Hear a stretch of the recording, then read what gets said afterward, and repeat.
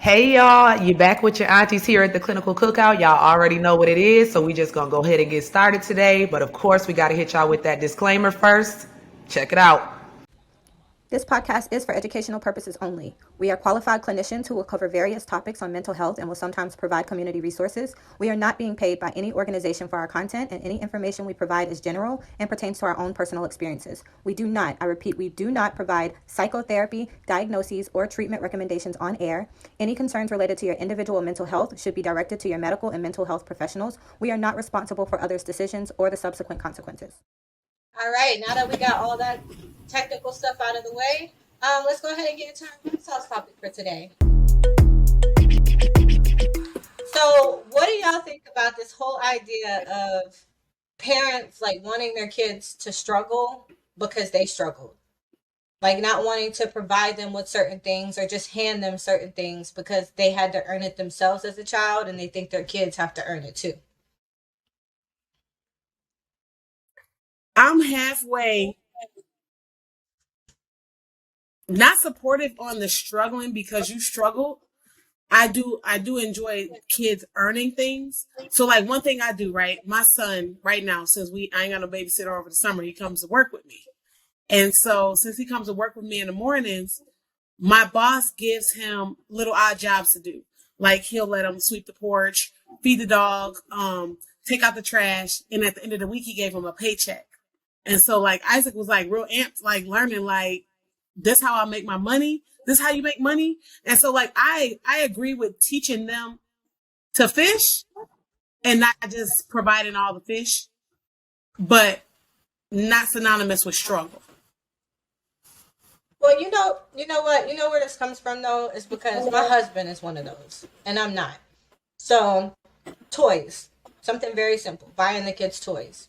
If we go to the store, they don't get a toy every time we go to the store. But if I'm in a good mood, I'm like, yeah, let's go to the toy section. We come back with toys. He's like, why do they always get toys? Like, they eat McDonald's every now and then, and they get toys, and I didn't get to do that as a kid. Why do they get to do that? And I'm like, so I can't, we have the luxury of providing certain things to our kids that your parents didn't have the luxury to do at the time. So why not? And see, I'm right in the middle too. I know where Suge is coming from. You don't want kids to be entitled. You don't want to raise entitled kids where they think that everything is theirs, the world is at their fingertips, and they don't have to do anything at all to earn anything. You don't want that. But I think when a lot of people say the whole my kids need to struggle just like I did. My problem with that is the type of struggles they're talking about. Like this was on Facebook at one point. Or you know what? Something simple. You always hear people say, like if a kid say, yo, can I get a ride to this place or get a ride to school? They like, I use my 2 feet. But I got a car. So why am I gonna make you walk just because I had to walk? Exactly. That's the dumbest thing in the world. Like that's some trauma informed responses to something. So that I don't agree with. And I think some people mean that when they say that. Like, no, you going to struggle. I had to walk, you going to walk. I had to do this. Well, the idea is for each generation to do better and therefore provide better. So if the idea is for each, I didn't have to walk. So I'm not about to make my kids walk. So it doesn't make sense to me the way some people's idea of that is formed. Like struggle is legit struggle. Like I'm not doing anything extra for you other than putting clothes on your back and food on the table, which means no, we're not going to McDonald's because you ain't got McDonald's money. But you do. I mean, and you can spend your money on me too. Like I also don't like the idea of parents who are like, well, I'm eating steak and shrimp, but you getting chicken fingers. Why? My kids can't have a better palate than that. Like they can't have what I'm eating. That doesn't make sense to me. And you know what? It's a little bit different when you can't afford to give steak and shrimp to all your kids when you're out eating because that's kind of expensive. But if you got it and that's what you're eating, why can't your kids get it too? And that's my point. If you got it, like we know everybody is not in the same economic place, and that's understandable. But if you got it, your kids should not see you living in luxury and they have to struggle because you want to teach them some type of lesson. That doesn't make sense. Maybe because these kids wasteful. I mean, but we're all wasteful at some point. See, mine aren't. So that's where mine gonna eat. If I get to that stuff, they gonna eat. But I mean, everybody's wasteful to an extent. As adults, we waste things too sometimes. We don't always use everything to the fullest. So, I mean, that's just the mindset that it's only kids who are wasteful. I know a lot of adults who are wasteful as well. But maybe I'm talking about like maybe it's wasteful with things that they have. Like maybe the other perspective is, okay, I'm indulging you. Because there is a such thing as overindulgence and not making somebody earn things. So my question is, are they saying your kids need to earn things, or they legit want them to struggle through life? People think that strength is produced through struggle. That's the whole idea. They think you cannot be a strong, determined type of person. You can't grow up to be that type of adult if you've never had to struggle at all. And they mean struggle. They don't mean just making you earn things. I think some people who say it literally mean you're going to be weak if I don't let you go through this. Y'all waiting on me? Yeah, how did you ain't said that? That was a long pause. Here's the thing, and this is being totally honest with y'all. Even though I work with children, I try to be very mindful on commenting on things when I don't have children. And that's just me being self-aware of, before I make a comment, how am I understanding from their perspective when they have children and I don't? Right. But I will provide an example of someone who was not a minority, who has 7 to 8 kids. And I was just one of those adopted kids that they put in their families or considered family. And they knew my lifestyle and they knew how I grew up. But their children did not grow up that way. And I remember he's like, I wish my kids had a little bit of struggle. He said, because they do not understand what it's like to not have no electrical. They don't understand what it's like to figure out ways to survive, because I've always provided that for them. They don't understand that. And so I thought that was just interesting when he said that, because I would never think that he would say that, because they are upper class individuals, upper class families. So I didn't even think a parent would even want that to happen when they're at that level. But from their perspective, it's no, I've always handed these kids everything. And now they don't understand the real world things that happens around them because they don't have to experience that. So what happens when something does come up, and, what are they going to do? They're going to look for me to take care of it versus trying to figure it out. So now that doesn't mean I'm agreeing either way. That's just an example of someone else of a different culture who had that perspective. Ashton Kutcher and his wife does that too. They do that too. A lot of celebrities do that. A lot more celebrities than people think do that. They force their kids to struggle a little bit. But I 2 comments just on the first thing, Keish. You not having kids, I used to be that person that be like, you ain't got kids, so you can't say nothing. I will admit that used to be me. Now I'm like, I have an aunt who has never had kids, but she's parented and mothered all of us. So for me, don't ever feel like, and you work with kids, like you work with kids from the perspective of knowing children inside and out through the work you've done in school and in your field. So don't ever feel like because you don't have kids of your own, it's too many aunties and cousins and sisters who have parented kids that weren't there. Right. No, hold on. There's my a disclaimer with that too, though. Because I was a bomb mother before I had kids. I wasn't going to let my kids do this. I wasn't going to let them do that. True. I had all the judgment and none of the experience. True. Not saying that's you, but I'm saying there is a thin line. It's a line. Yeah. I have a nephew. So I'm like my sister would say, I'm like his second mom. I love that boy to the death of me. And so I do parent him kind of like a mom, even though I didn't birth him, but I also try to be just aware of, me just speaking out of turn, Right. Right. So And you're right, Sheila. It's a line. It's a line for sure. Well, I'm guilty of the giving my kids things and not making them earn it all the time. Sometimes they do have to earn it. Like we do a whole allowance thing, even for my 3-year-old. You have to do some work to get something that's a privilege. But like growing up, I just remember wanting things that were like small. Like I want a burger from McDonald's. Like I know my mom had $2 to get me a burger, but it was just no. Well, why? No. I'm like, come on. So when my kids ask for stuff, and it's not just McDonald's, it could be anything really. But when my kids ask for stuff, I think about that because I'm like, I always wanted to know why would my mom just say no for no reason? In my mind, it was just for no reason because you wouldn't explain to me why there was no. So if my kids ask for something and I do say no, then I'm like, no, not right now because of this reason. We got the money, but this is the reason why. And I know some people don't agree with explaining things to their kids, but that's just how I do it. I was I do just about too. to say that you have to explain things to kids. People treat kids like they are not human beings. This is still a human being, just at a different developmental level than an adult. They deserve apologies. They deserve explanations. They deserve that stuff. Like people often wonder. My kids talk a lot, and they're smart. They're confident. Like what? I let them be human. I let them have a voice. Like you can't take away their voice and then expect them to speak up. That's not how it works.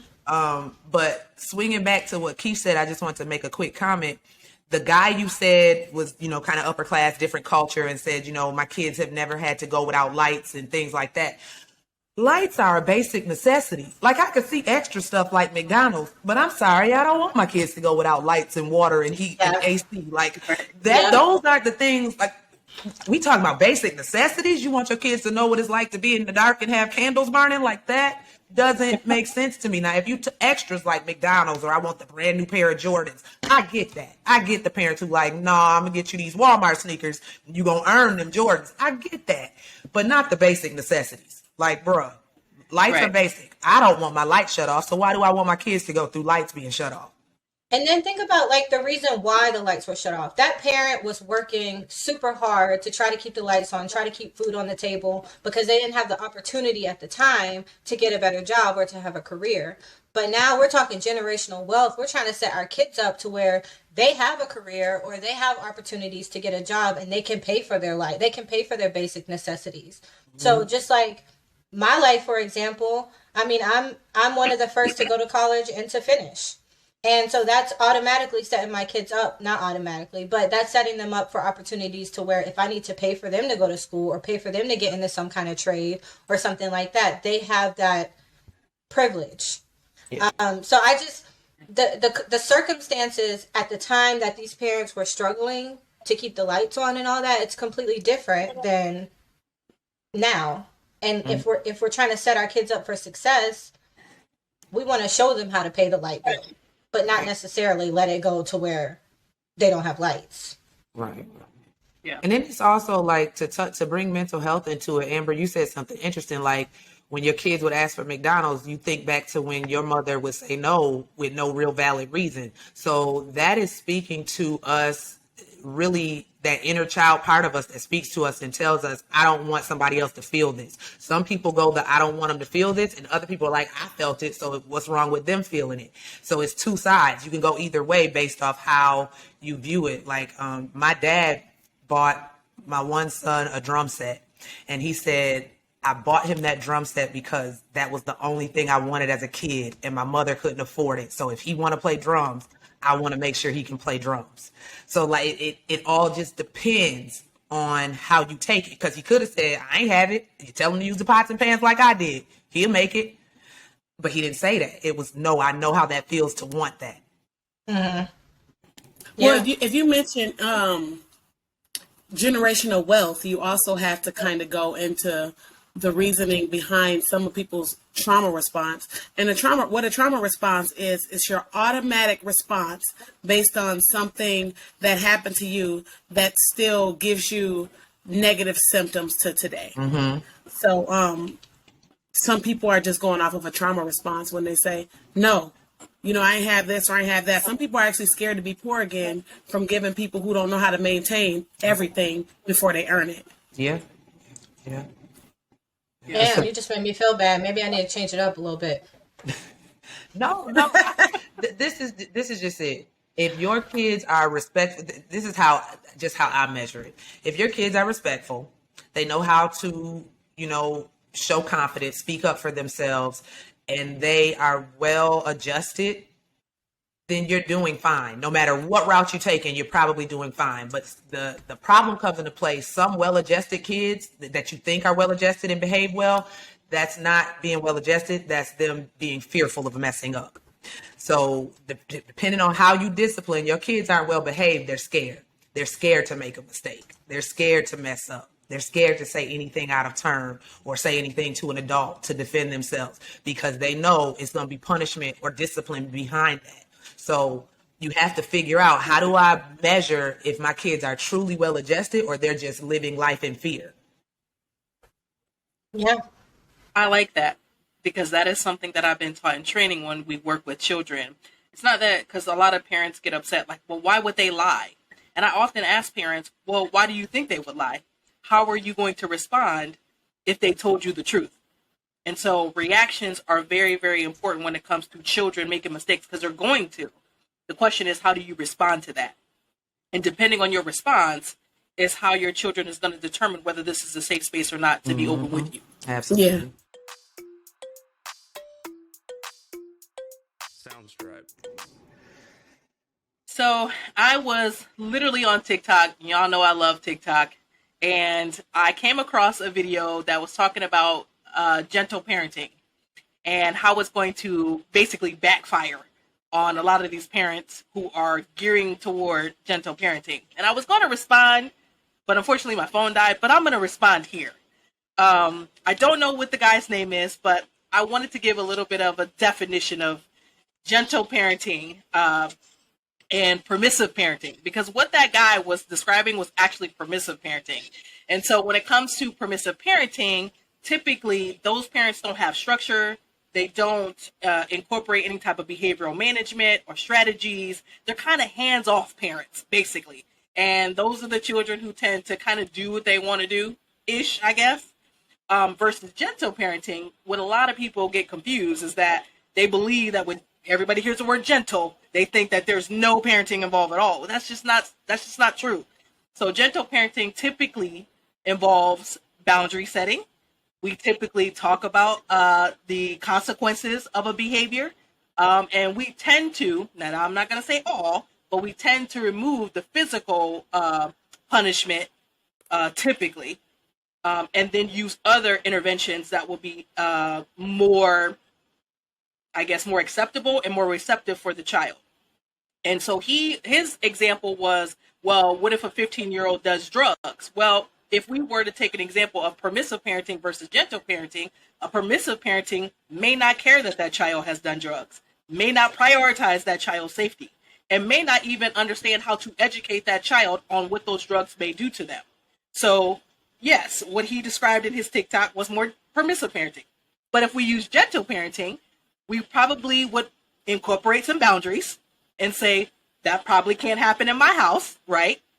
We probably would educate our child on, hey, this is what happens to the body, and this is what happens to the brain when you engage in doing these type of drugs.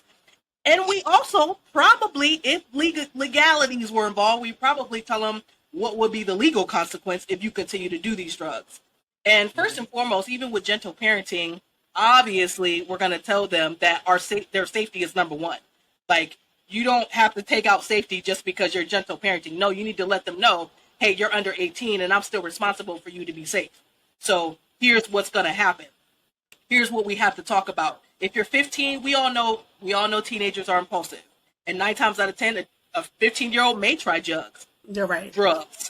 So how do you address that with your child without being permissive? What does gentle parenting look like for everybody? I love that. Sorry, y'all want to go? Because I ain't gonna be a minute, but okay.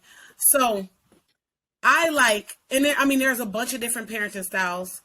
Authoritarian is that strict, and a lot of people think the opposite of gentle parenting, I think some people think is like authoritarian. And what authoritarian is strict. Do as I say. Strict obedience is not necessarily nurturing. And even in strict obedience and do as I say, you're not necessarily teaching your kids how to function. You're teaching them, okay, do this because I said so. And so the hard thing is whenever they don't do it because you said so, then they bear deep consequences that are not consequences that are based on nurture. They're just based on whatever you feel the consequences should be at that time, but not natural consequences. And so what I like to implement, even in my practice, is natural consequences. And so a natural consequence is if I tell you, stop jumping off the porch, you keep on jumping off the porch and then you bust your knee open. Well, that was a natural consequence because you were told to stop doing this, and naturally this is what happened. That's called authoritative. Authoritative parents are the parents who are nurturing, who believe in consequences and the repercussions of your actions, and they kind of hone in on that, and at the same time they use a nurturing aspect of it. And so I think maybe a mix of gentle parenting and authoritarian parenting, maybe authoritative in some ways, but just the do as I say, shut up, don't talk just because I said so. A lot of times when I was little, I wanted to know why. Why can't I say this? And then it was called, you have too much mouth.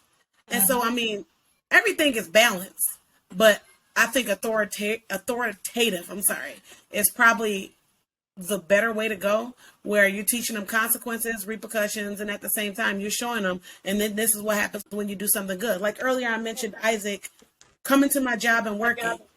I told him a man who don't work don't eat. And so now he knows the natural consequence of me working is me eating. And so, and he also gonna know is whenever I make a mistake, the natural consequence of that follows. Yeah, I think back to how my mom raised me, and when we're kids, sometimes we think our parent is the meanest parent in the world. But I really think back to how my mom raised me. My mom was very much authoritative, because authoritarian is that, like, I'm in control, I got the power. So authoritative, my mom was that. Whenever I got in trouble, no matter if I did get a spanking, and I know everybody, gentle parenting does not believe in spanking. So everybody doesn't believe in spanking or physical discipline, and I'm gearing towards not really believing in it too much anymore either, because it actually doesn't work. You hear people say you better spank they behind or they gonna end up in jail or on a stripper pole. Well, I know people who got their behinds whooped and they still in jail or on a stripper pole. So, but nonetheless, people say it. But authoritative. My mom, whenever I got in trouble, my mother always talked to me. She always explained to me why I got in trouble, what I did, what I needed to do better next time, what she expected of me. And the thing with my mom was, her telling me she was disappointed in me was worse than me getting spanking. Like, I hated when my mother was actually really disappointed in me, or when she wouldn't say anything. Because first of all, I'd be like, oh Lord, she ain't saying nothing, so something ain't right. And I'd be scared. And then it would be like, dang, like, I really must have hurt her. Like, you think you hurt your parents when they parent like that, and you know that they don't approve of whatever it is you did. But as far as like drugs, I look at it from the perspective of, what was I doing at 15? I'm not about to sit here and go off on my kids about something that I know is a part of development. Teenagers at 15, 16 are experimentative, and they not fully developed. They risk takers. They try things. We know that. We were all teenagers. So if it were one of mine, I'm going to have a conversation with them. Like, okay, what did you get out of that? Like, do you know what actually happens if you use it too much? Do you know this? Do you know that? You can't do it in my house, but I mean, I also can't stop you, because what people don't know is that strict parenting, all that usually leads to is kids who are really deceptive and know how to lie. They know how to sneak around because they're afraid to be honest with you. I want my kids to come to me with any and everything. And right now they will. There's another side to that coin, because each and every child you have has to be parented differently. That's true. Each and every child you have is different. I have 5 of them. And I can promise you right now, I got one of them who I can't whoop him because it don't mean nothing to him. And I got one of them, and just the threat of her. I know which one that is. Yes. Don't do him. Okay, don't do him. Yeah. But yes, I got one that's, if you threaten it, it's the end of the world. What do you need me to do? I'm going to comply. And so I think sometimes we get too caught up in this is this and that is that. Oh no, it's not black and white. It's not. It's not black and white. I go ahead, Amber. I'm sorry. Oh, you're good. You may also recognize that some of your style of parenting was also that of your parents. So when we're talking social conditioning, and I am a behaviorist at heart, which means that I believe in Skinner. I don't know how to explain this like real common language, but I believe that behavior is modeled.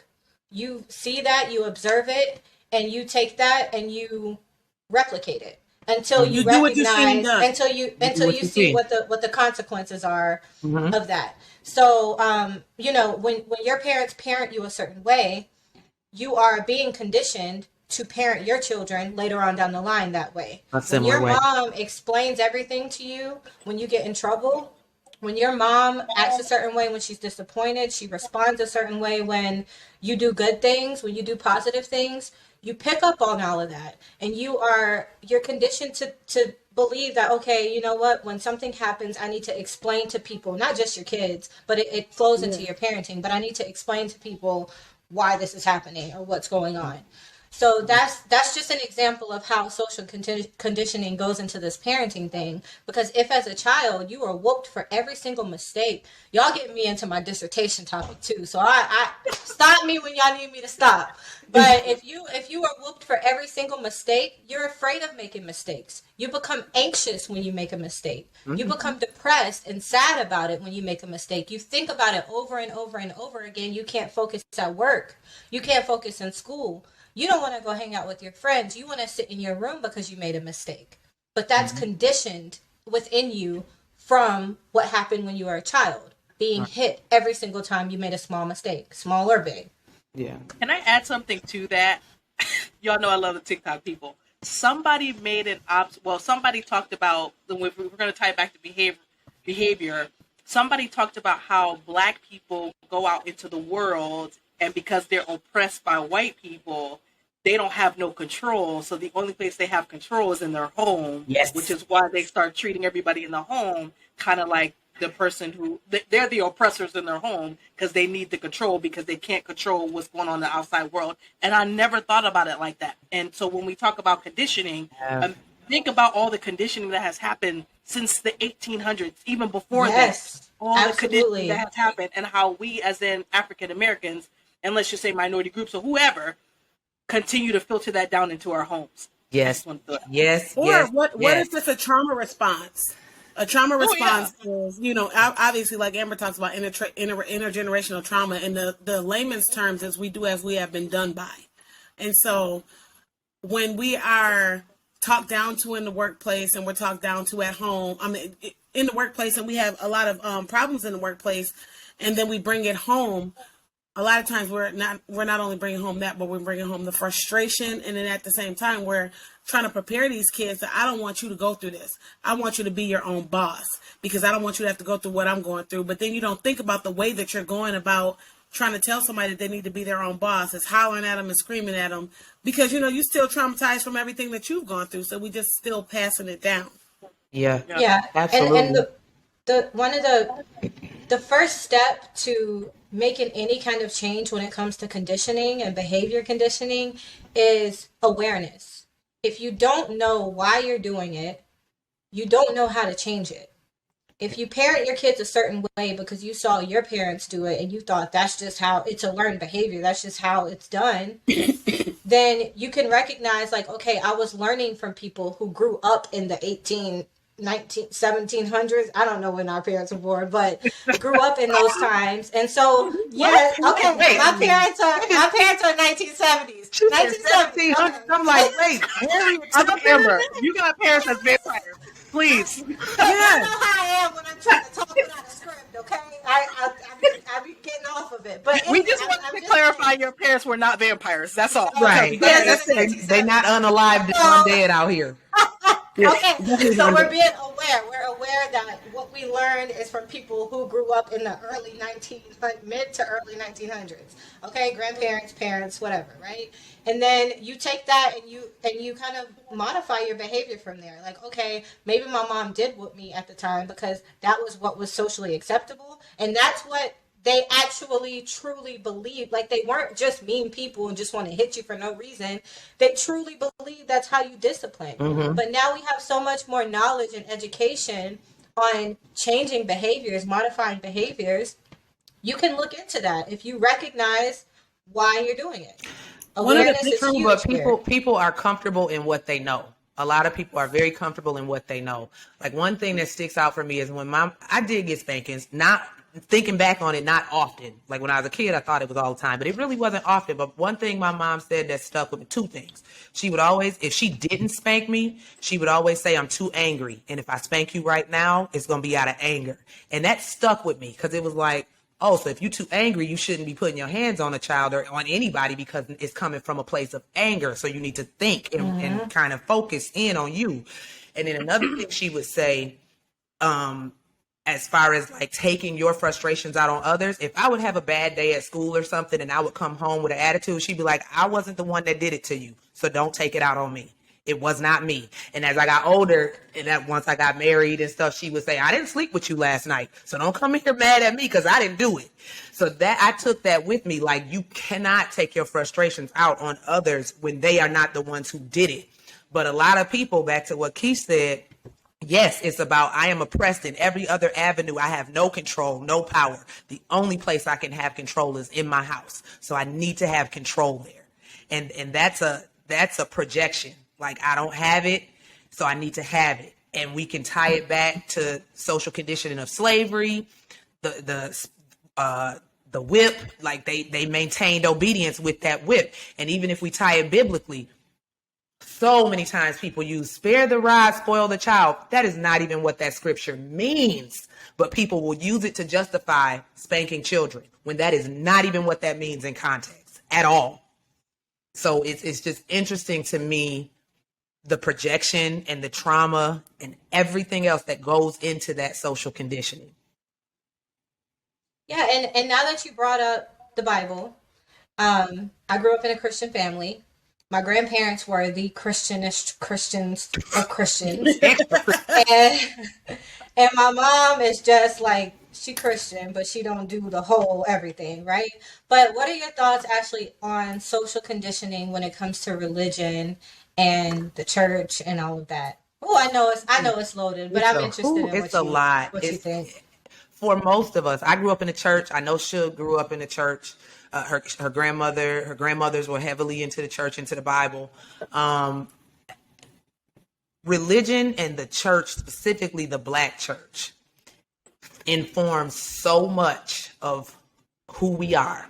Not only who we are, it informs our happiness, it informs our rules, it informs our structures. It literally informs everything within a Black person's life, within a Black family. Because our thing is, follow the Bible. Follow that Bible and you will be all right. Husbands, act like how they tell you to act in the Bible. Wives, act like how they tell you to act in the Bible.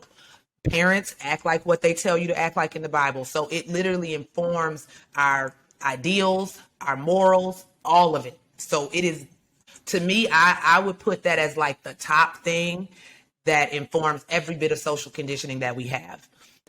What's interesting is the fact that Beyonce just put out her album, and I just posted about this, the song Church Girl on there. That song, first of all, favorite song on the album, let me just say, that is my favorite song on the whole. Nah, my favorite is Thick, but go ahead. Go ahead. Thick. That's my second favorite. That is my second favorite. And then Plastic Off the Sofa. I can't decide between the three. But Church Girl, oddly enough, Church Girl there's a sample in there from the Clark sisters. The Clark sisters are one of your top-notch gospel families. They mama didn't play no joke, didn't play no game. She wasn't no joke. Miss Maddie Moss Clark. The Clark sisters are the epitome of gospel. Their voices are angelic. And the fact that they let Beyonce sample them, a lot of people had something to say. Like, why would they do that? Because, people think Beyonce is Illuminati and all this other crap. Why would they do that?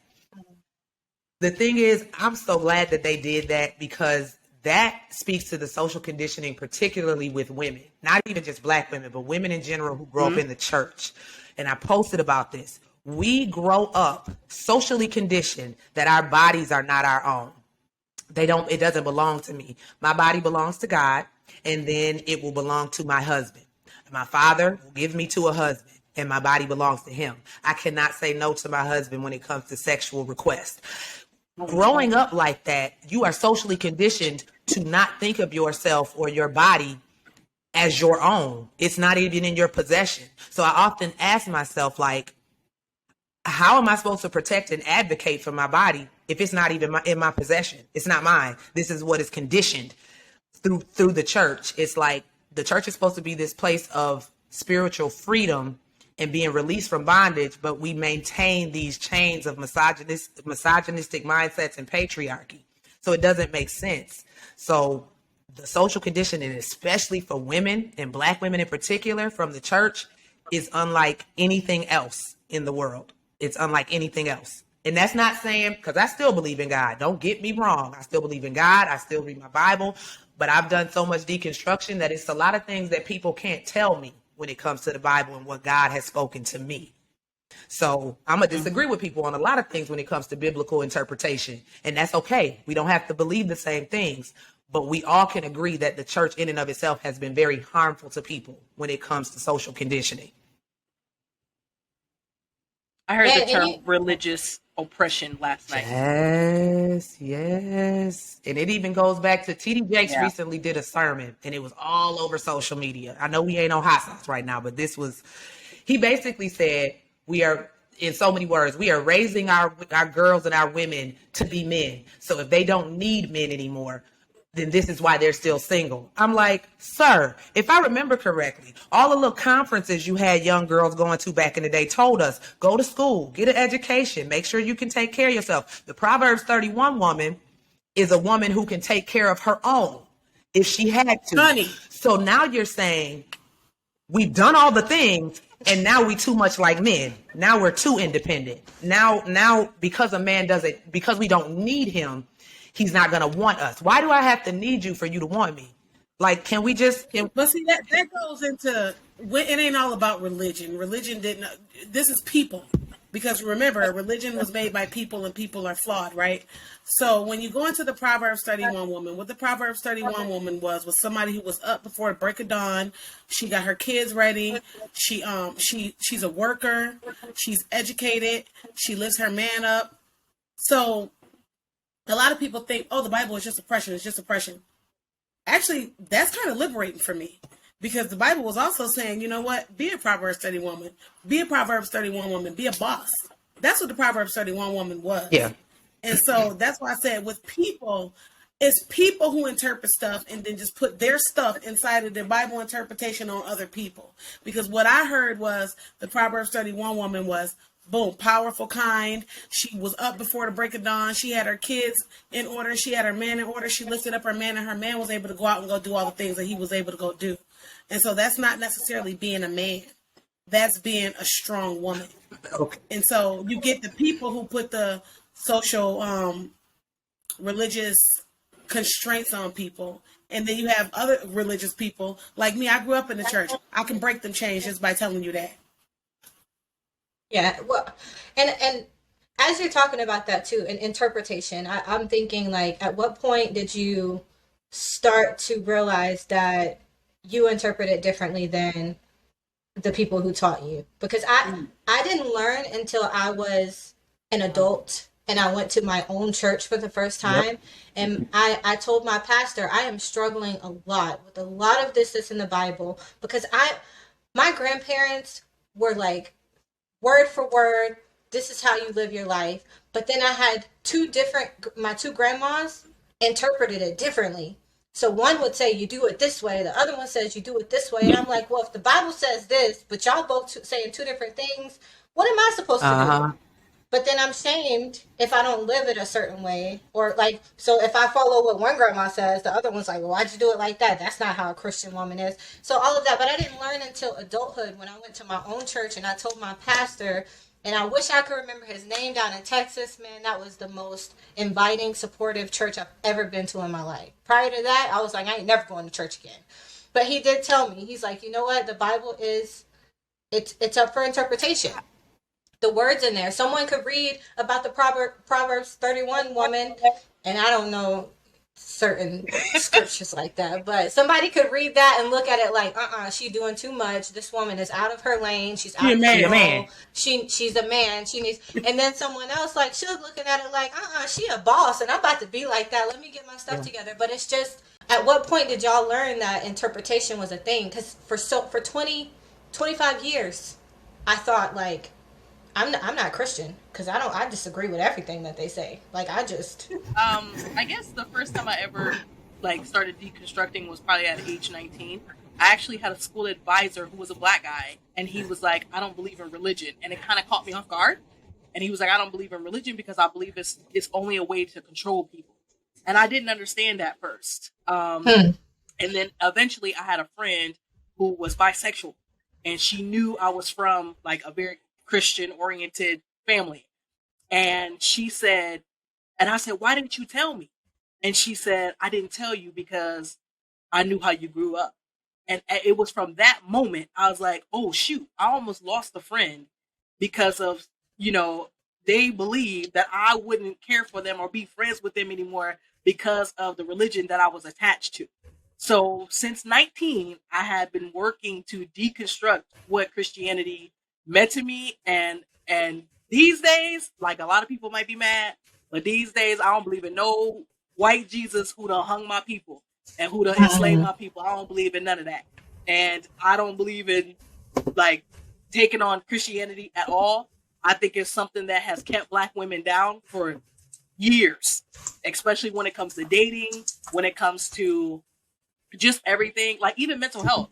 That's the reason why I'm in the churches, helping with, you know, doing like mental health presentations, because we have somehow ingrained, conditioned ourselves that mental health is only for white people, and it's not something that we go through, and that we only have to go to God to pray. When actual reality, our people are suffering. We have an all-time high of suicide among youth. We got so many people who are depressed, anxiety. We got Black men out there not even getting the help that they need because they think they have to be tough. So that's when I started deconstructing, and my eyes just started to open to a lot of issues around Christianity and how we use it to enforce oppression against ourselves and others.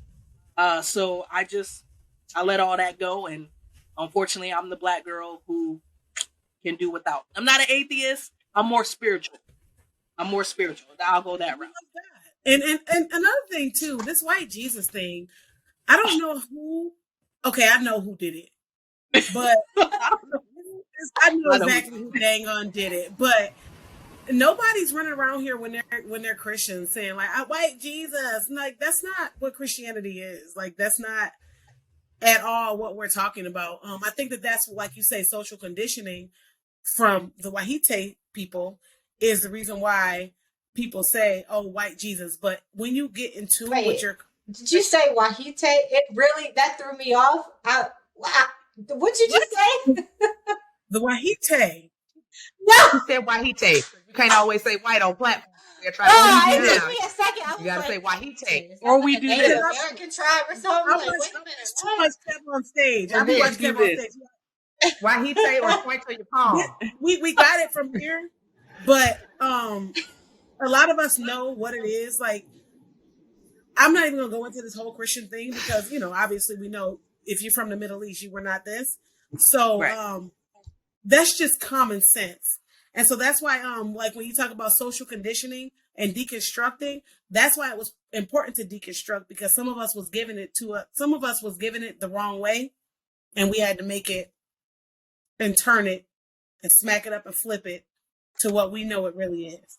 Missy Elliott. Rub it down. I was in my late 20s when I started what has come to be known now as that deconstruction, where I always questioned the Bible. Don't get me wrong. I got in trouble in Sunday school when I was little for questioning something taught in a Sunday school lesson. And the thing is, but my grandmother said to me, my mom's mom, she's one of my true inspirations. My mom's mom said, God is big enough to handle your questions. And I've never forgotten that. So for her, it was like, if you ask him, he's going to give you the answer. He's big enough to handle your questions. So you go to God and not to somebody else that's just reading the book to you. So I kept that with me. But I still grew up, you know, churched. And I went to a Catholic, the only historically Black Catholic college, Xavier University in Louisiana. And so going there gave me other insights because we had to take certain religious classes because it was required. And so I met my first Black atheist on that campus. First Black person that was an atheist my entire life that I met there. And it was through talking to him. And he came from a Christian family. His parents were missionaries. And he grew up in that. And as he got older, he just changed his whole perspective. And from him, and based on my upbringing, I knew that I was never going to be an atheist, but I also knew that everything I grew up hearing could not be right, could not be the full truth. I knew it had to be something else. So I started searching for myself, and shameless plug, Unfit Christian on all platforms is where I did a lot of my deconstruction. Pastor Danielle Thomas, amazing, along with a bunch of other pastors who are in that congregation. But I just started to say, I can interpret this just as well as anybody else can. I can hear from God just as well as anybody else can. So I don't have to take lessons from somebody else to tell me what I'm supposed to do. So I don't have to maintain this social conditioning. I don't have to do that. But some people are so, it comes down to a question of, but this is about my salvation. I want to make sure I'm right. But to me, faith led by fear is not faith. If your only reason for believing a certain thing is because you're afraid to go to hell, that's not faith. That's fear. And that's not the same. That brings me into the LGBTQ community stuff. And because the reason why I was thinking about that when you just said faith led by fear is not faith is because LGBTQ plus community members, they suffer. And the reason why they suffer with anxiety. They suffer with depression, to where anxiety, the reason why they suffer with anxiety is because they're afraid to be who they are. If I am who I am, will people like me? Will people tolerate me? I've been told by the church that I'm an abomination. And then that leads to depression. And so when they end up in depression, the depressive symptoms are not wanting to go outside, not wanting to get out of your bed, not wanting to get up, not wanting to be seen by certain people, social isolation, thoughts of suicide, all types of thoughts go into, am I enough? Am I not enough? If God made me this way, if God made me to be a member of the LGBTQ community, that's what we call it now. If God made me this way, then why are people telling me that I'm an abomination? And I think that the reason why people suffer from negative mental health symptoms, and it's not only the church. I will never sit here and only blame the church. It's society. It's social conditioning. We're taught that, heterosexual is right, period. And so what about all the people who are not heterosexual? What about all the children who grow up feeling like they're in the wrong bodies and feeling like they can't be themselves? And so that social conditioning can sometimes be detrimental to who we are as human beings, cause anxiety, depression, thoughts of suicide, and even some people complete suicide because of it. So I just wanted to make a quick comment on what Shug was saying, because she made the comment that, the church is not completely at fault, which I can agree with, but we can't ignore that the church is probably the biggest factor. It is the biggest factor to social conditioning. This country was colonized and occupied by white people coming from overseas because they wanted religious freedom, but they wanted religious freedom to look the way they wanted to look. So you got a whole bunch of Protestants coming over here to establish themselves, and they have certain beliefs, and they try to place that on everyone else. When it comes to the LGBTQ community, a lot of their detriment is due to religious beliefs. Like, there's no way we can say that that's not the case. Because if the church did not say that homosexuality was a sin, what reason would we have to even care how somebody chose to be or who they chose to be? And I don't even want to say chose to be. Let me take that back, because for me, it's not a choice. You are born the way you are. So like, at the end of the day, the church holds the most weight when it comes to how most things in society are viewed. That's like, we can't ignore that. It literally holds the most weight when it comes to social conditioning. Our laws are literally based off the 10 Commandments. So you cannot say the church is not at fault on its own. It's not, but it holds the most weight, because there's too much in American history and the foundation of this country that is seeped in with religion. So you can't say that. Don't tell me I can't say that. You can't, because like we told you the other episode, you ain't always right. Can we throw in there about how the Bible misinterpreted homosexuality anyway, back in 1946, I Oh, believe? please educate me. Educate me. I need to know. How they didn't, how basically, I can pull out my concordance yeah, and the tell Bible y'all. verse was basically talking about pedophilia, not homosexuality, and they misinterpreted when they rewrote the book in to You be more lying. about homosexuality. I swear to God, it was back in 1946, Yes, and now people are going Yo. off the versions. yes, It, indeed. like literally, the Bible said nothing about homosexuality, and people believe that because someone interpreted the book the wrong way. Instead of homosexuality, it was supposed to be pedophilia. So it's supposed to be Yo. man and 'Cause boy. And traditionalists will fight you on that interpretation. Traditionalists will fight you on that, but that is what it is. If you pick up a strong concordance, which your deconstructionists and your theologians love to use, it literally tells you what that word meant in the Greek and in the Hebrew. So there's no fighting that. crazy. People This who is, study the Bible will tell you that was misinterpreted the wrong way. but y'all, I almost completely Boom. dropped Christianity because of that. Because my brother is gay, and my grandmother was like, not. I have to clarify if he's watching, not our grandma, the other grandma, but was just going in on it, just going in like the Bible says this, the Bible says that, and again, this was before I came to the realization about interpretation and all that. But at that point, I was like, why am I Christian?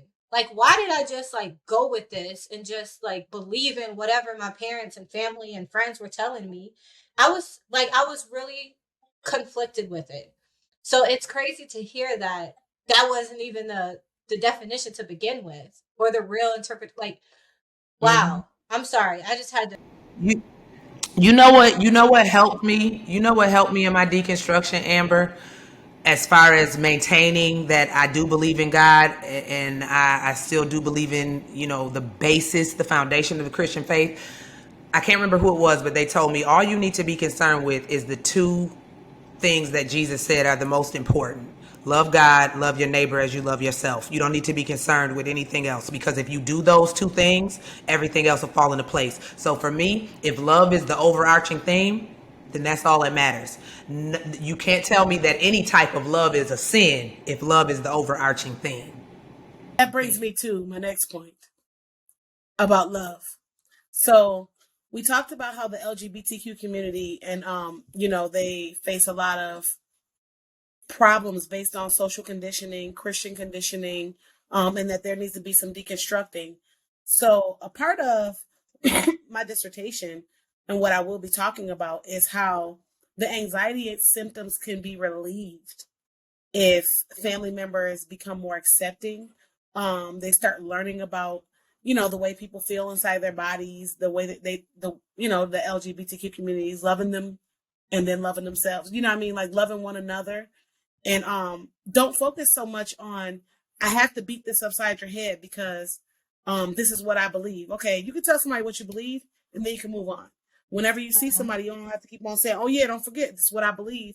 Oh yeah, don't forget this is what I believe. But actually loving that person, nurturing that person, reattaching yourself. And by reattaching, when a child is born, there's a natural attachment. When you first have that baby and that baby comes up out your pie, you have the best experience ever when you're looking at that baby and you're bonding Not with the that pie. baby. And that's the attachment. It is the pie. When it come out the pie, you immediately attach. You feel those, what is it? Your serotonin is She's just just gonna through the keep roof. repeating it. Just the pie. Yeah, I'm serious. Your serotonin is through the roof, and you're just looking at this baby, and all these hormones are flowing through your body, and you're attaching to them. And so the same is said for when that child is growing up. You want to stay attached to your child. And when your child is a part of the LGBTQ community, sometimes that attachment gets broken. And so no matter what they believe, no matter who they are, no matter who they feel they are, no matter who you feel they're not, attaching to them and support I in who agree. they I are, agree. taking yourself out of it is important for their positive mental health Secure symptoms to attachment. flourish. You're And exactly right. secure that the mental health term for that is secure attachment. So a secure Yeah. attachment is where the child or the infant has a very strong internal working model, which means that they know they can predict that if they are in distress or if they are if they're having a really hard time with something, they're stressed out, they don't feel happy, they can predict that their caregiver is going to respond in a supportive way. So when you have a secure attachment, there's a very strong internal working model for that infant. Whereas you have a insecure attachment, a child does not know how the caregiver is going to respond. So they may be in distress. They don't know if they're going to get yelled at. They don't know if they're going to get hit. They don't know if they're going to get hugged and kissed and loved on. They have no idea. So it's really for a child who then becomes a teenager and then becomes an adult and they start to attach to people in similar ways. It's really like dismantling to not know how your caregiver is going to respond. Then you add on top of that they don't feel the gender that they were assigned. They feel that they are identified with another gender. And then your caregiver, who initially would have been supportive and caring and loving with that secure attachment, starts to kind of become distant and respond to you in a negative way. That's even more disorganizing. Like, I can't even stress what that does to you mentally. Have the one person that you're attached to from infancy, like, completely break that attachment. How would you explain, how can somebody fully accept and embrace a thing that they wholly don't agree with on a moral level? That's a good question. Because you can accept that you don't control what people do. You don't control who people are, and what other people are doing in their lives is really none of your business. Come on, Suge, preach it. That's what you can do. You can say, you know what, I might not agree. I don't agree that some people's grandmas go to bingo every day, but that don't mean that I'm going to go and try to stop them, by blunt force. Grandma, you can't do this. And so if somebody tells me about their sexuality, I'm not going to just say, if they say, I'm transgender, okay, I might not believe it, or I might believe it. I don't know, but it's not my business. That's not the business that pays me. So you do whatever it is you're going to do. And before you told me this, you were still the same person as the person who told me this. You just have different sexual beliefs as I do. And for me, it's not my business. It's just downright disrespectful, whether it's your child or not. Absolutely. To misgender someone or to call someone out of their name that they've asked you to call them. That's like me telling you my name is Amber and you turn around and keep calling me Ashley every single time that you see me. Why do I have to continue to correct you? It's the same thing for gender identity. Like, if that person is telling you this is who I am as a person, and you continue to look at them and say, well, you look like a man, so I'm going to call you a he, that's fucking disrespectful in my book. Whether you believe in it or agree with it or not, that's disrespectful. I do agree with that. It's the same thing as calling somebody doctor. It's like, a level, right? If I'm telling you to call me Dr. Smith, and you consistently try to tell me just Keisha, well, I can take that as a form of disrespect. Now, granted, I don't care if you call me Keisha or not, but I know some doctors who don't like that. But people consistently, I feel like with minority people consistently mislabel them, whether it's intentionally or not. I think that some people it's not intentional, because I have a lot of LGBTQ clients, and sometimes if you come in here and you got full big old breasts and you looking like a woman, I understand that you say, you know what, I don't feel like I am who I am in this body. And so I am very, very particular about saying, what do you want to be called? Now, during the conversation, when my natural side takes over and I can see your breasts and I say you and I say her, I will always tell them, it's a disclaimer. It's not intentional. If I mess up, please forgive me. I'm working to be, like, respectful of you, but forgive me if you're not transitioned and I'm looking and I feel like I'm looking at a woman and you tell me that, you don't feel like a woman. So I just constantly work on it. But if I do mess it up, working on it. There are people who intentionally misgender. Never mind. There are people who do that on purpose. That's social conditioning. If somebody has transitioned on purpose to be harmful, so you are doing the work, even if you don't understand it, even if you don't fully get it, you are doing the work to intentionally say, if I mess up, please forgive me. I am trying. You look one way. I know you want to be called one thing, and that might be a struggle for me due to cognitive dissonance or whatever else. But you're trying. A lot of people ain't trying. They purposely misgendering people just to be cruel.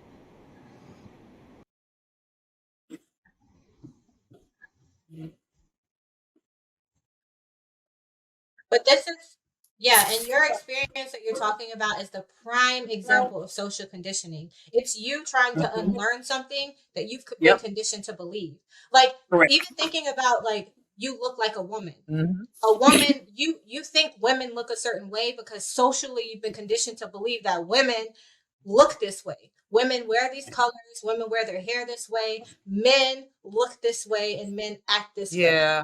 But there is no, like, that's And because not every society woman has placed breasts. that I on was us. flat And now chested that until I I know was that, 20. yes, No, absolutely. women are born with breasts. No. I'm sorry.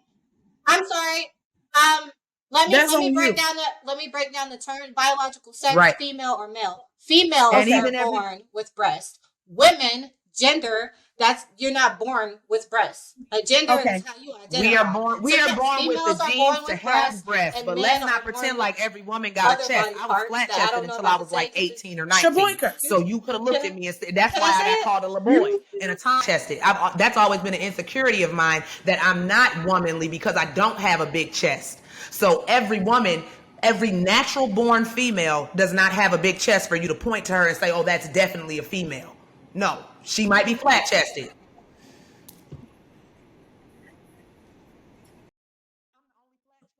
I'm the only flat chested woman. Yeah, but we're talking about people. No, okay, but that's on I've you. been a part of Okay, the we itty talk bitty about titty people committee who have forever, like. and I know others who are in it as No, well. I'm sorry, Ashley. No, That's I'm the on you. only flat chested hoe out here. That's your stuff. That's on you, Ashley. That's on you. That's that's your stuff. What I'm talking about is like, like making a mistake looking at a woman. Like I said, I have some clients and they look very female. Like female, we are born with certain hormones that give us certain body parts. And if I can see them and I mess it up, I apologize because I don't want to mess it up. And so some people in society may not be necessarily misgendered on purpose. There are some people that is, but some people might not be. That's my Yes. Well, just recognizing that the pronouns that are associated with a female were a social construct. Something that society labeled female. People born with breasts and vaginas. I don't want us to get flagged when we post this. Yes. People born with those female parts, it was labeled as a she, her from society. So that's why when you look at someone with those parts, you automatically think she until they correct you. It's social conditioning. You're practicing unlearning it now. So that's the action that you're taking to change it. But what action are other people taking? Because it is contributing to a lot of mental health symptoms for that community. And not just LGBTQ, for women, men, for Black people, just everybody. We're all social conditioned to do things and think about things a certain way. And once you become aware of it, as we all have, then you start to make those steps to change it. But if you're not aware of it, if you don't even know that that's a thing, you just like, this is how life is. You don't even know it's a thing. Well, us at the Clinical Cookout, we educating y'all today that is a thing. And the next step is to take some action. We might just post a little extra something to tell y'all how you can take some action, some things that you can do for that. But as of now, thank you for watching.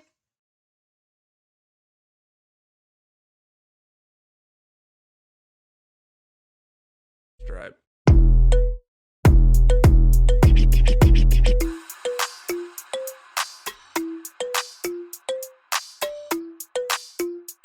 Soundstripe. I ran across a video that talked about having several baby mothers versus several baby fathers. So the minute he would have said, "I got 8 baby mamas," it's ding ding. Like there's nothing we should be talking about. First of all, you a serial baby mama maker. Men like Future in particular, it is something about them that draws women in. It is. It's Oh, just okay, something. yeah. So you can't say, oh, she was just pure stupid. I mean, he probably super charming. I mean, those be the types. Fuck boys be the types that be real charming and can draw you in. And from the woman's perspective, okay, yeah, he got 8 baby mamas, but he dope. He got money. And my mom always said I need to give me a man that can take care of me, that can make sure I don't ever want or need for nothing. So 8 baby mamas or not, that's what I was told by my mom. So I'm going with it. I feel like women take have to take most of the blame, because holding a man accountable is just hard for other men to do. I don't know why. I don't ever see it happen a lot. And when we do hold men accountable, all I see is men saying, "Oh, you're simping, you're pandering to women." The moment men get held accountable for their irresponsibility.